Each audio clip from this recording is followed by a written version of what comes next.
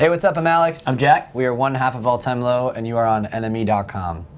I think if we get number one, I mean, it's a massive stepping stone for us if that happens. It'll be our first. Yeah, it would be our first number one in the UK. It would be our first number one anywhere. So not in my mom's hearts though. We've always been number one in my mom's hearts. Number one in our parents' hearts, but that's about it. Yeah, I mean, it's incredible. You know, at the end of the day, it's just a number. At least that's what I'm telling myself until we get it, just in case we get And then you're gonna be like, "Fuck you, everyone! Yeah, get it. We matter." Yeah. No, told you, Dad. I think what would be cool though is if we do get number one, it's kind of as sentiment or a testament to independent music and the fact that bands can still do it without the kind of massive, like, almost artificial amounts of exposure that some situations create. You know, I feel like we've stuck to our guns, and it's always been like a pretty grassroots approach to the way we've come up with this band. So it would be cool to know that we're in a place where we can still put out a record and hit number one or like top 5 or whatever.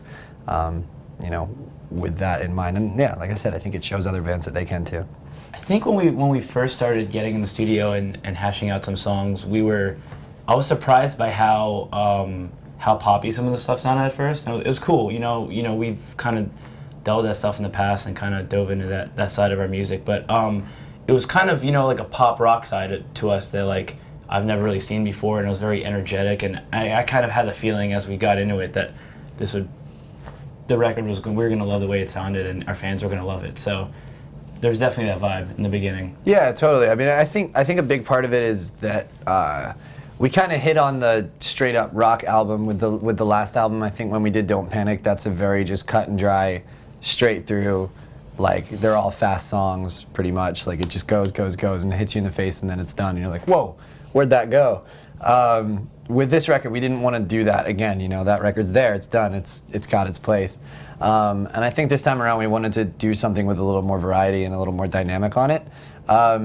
And that being said, yeah, I always like to explore the different confines of the box that we exist within. You know, I think there's like a comfort zone that we don't really like to leave.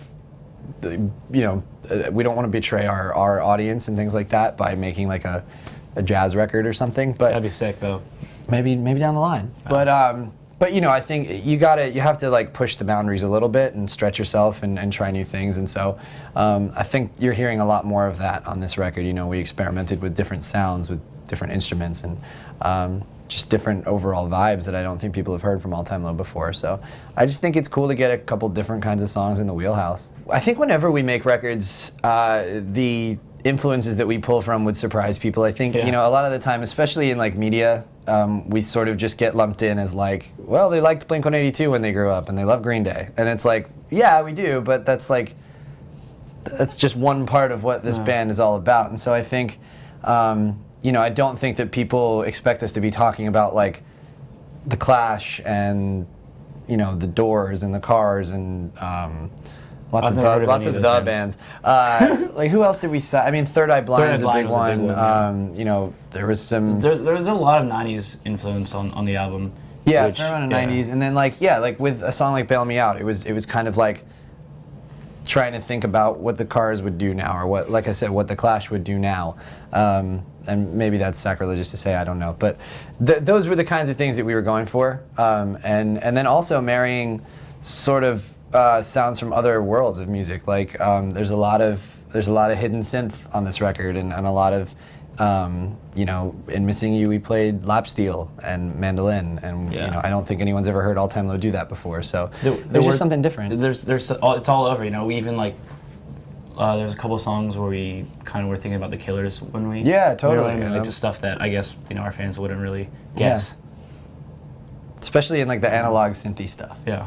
Definitely like pulling from, it's like, oh, for example, massive fan of Sia. I love that record, and I'm like, well, there's some really cool sounds on that. Like we should try to emulate, you know, some of those tones and things like that when we were building the sonic landscape for the record.